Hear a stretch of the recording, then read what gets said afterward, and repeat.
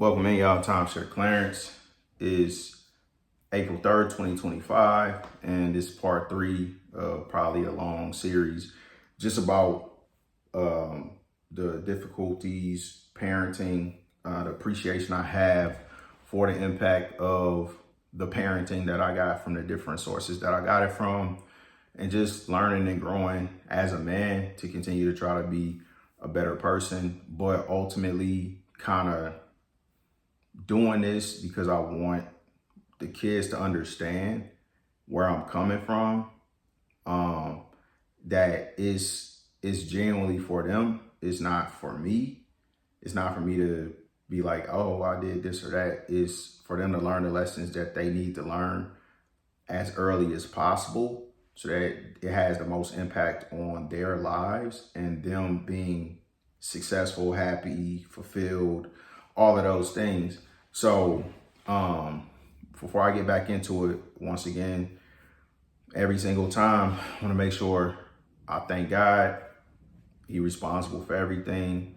And things are starting to get better. I can see the light at the end of the tunnel, so on and so forth.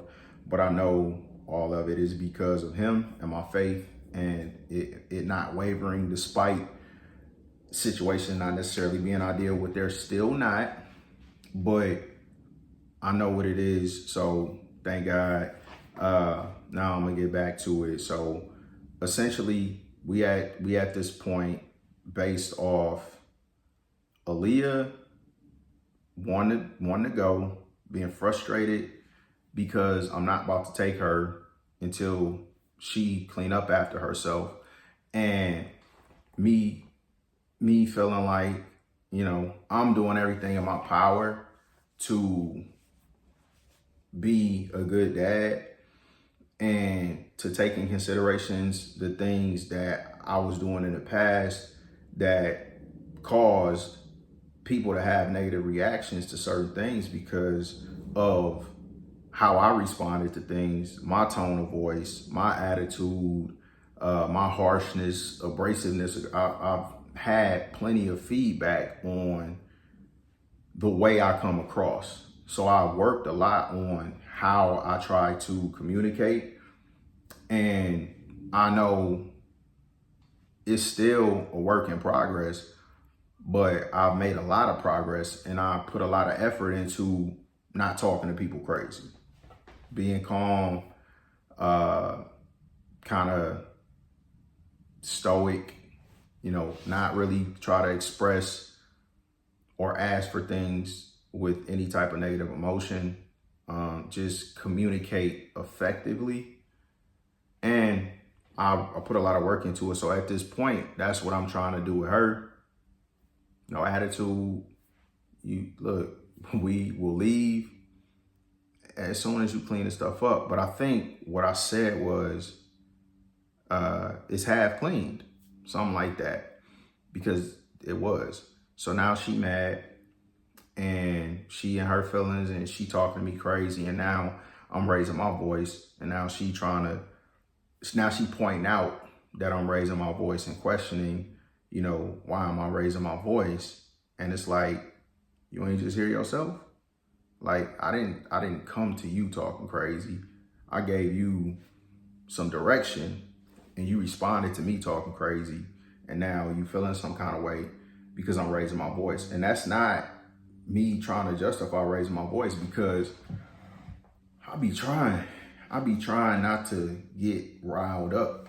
I think that's what the term was that she said, why am I getting all riled up? And it's like, I'm getting riled up because you're being extremely disrespectful while you're being told, asked, whatever, because I do firmly believe you can't make nobody do nothing. So you're being asked to do something in order for you to get something that you're supposed to do regardless. I don't feel no kind of way about that. I never will. Like, that is life. Everything has consequences.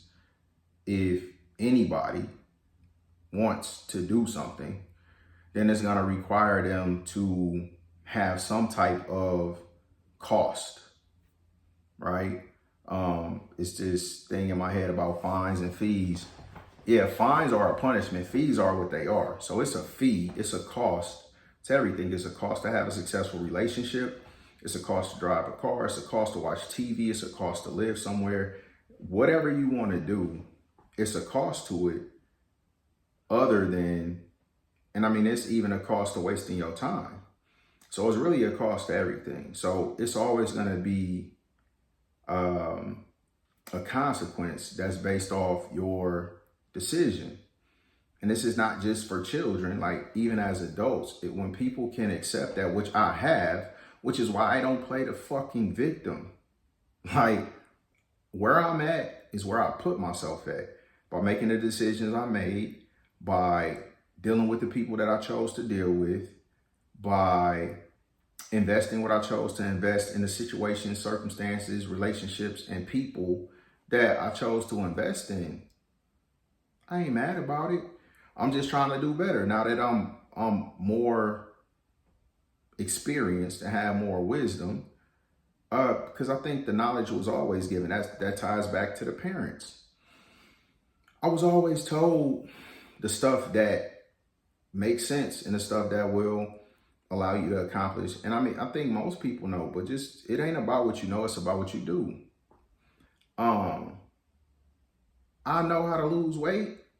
It don't matter if I know, it matter what I do. I know how to make money. It don't matter if I know, it matter if I do. Like I know how to sell timeshare. I know how to communicate with people. It doesn't matter what I know, it matter what I do. So I really want my kids to understand that everything in your life is what you make of it. Like as an adult, I'm not saying that as a kid. As a kid, somebody else making your choices for you. As an adult, you are responsible for every choice you make, everything you do, everything you don't do. And you're gonna deal with the consequences. So, and consequences aren't negative always. The consequence of me getting up in the morning anytime between 1:30 a.m. and 6 a.m. and choosing to jog a mile, alternate every block for the rest of 4.5 mile lap, but I'm jogging at 1 mile consistently, then alternate. Because like in the Army, we used to do what's called 30-60s or 61-20s. And that just means that you jog for one segment at a time and then you walk for the other. And that's how you build up your endurance, because you can do that a lot longer than you can just keep going. So that's what I'm doing to build up my endurance. So I can do the first mile. I probably could do, because it's just strictly mental, I probably could do 2 miles. I'm confident that I could do at least 1.5, but that's just not my routine right now. I'm building it. So at the point that I'm at, I'm doing a mile and then I'm doing alternating walking and jog. So the consequence of that is me losing weight, me pulling my hamstring, or not hamstring, my groin, my feet hurting, whatever comes with it is the consequence of the action. But some of them are good, some of them are bad. If the good outweigh the bad, I'm gonna keep doing it. So, yeah. So this year, and I don't know, I probably lost 15 pounds this year since January 1st. I've been on vacations, I've been inconsistent at times because I've been gone, so on and so forth. But I still lost that weight. And if I keep doing what I'm doing, I'm not gonna gain it back. All right. So let me get back on the subject. Consequences. And I told her basically to clean up. She said whatever she had to say. Why was I getting riled up? I told her, and again, this is not no calm conversation.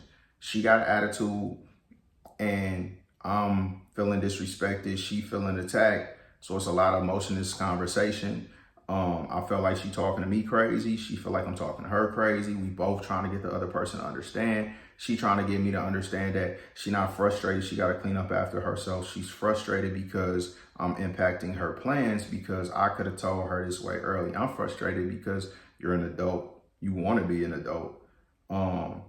And we're not even talking about adult stuff. We talking about kid stuff.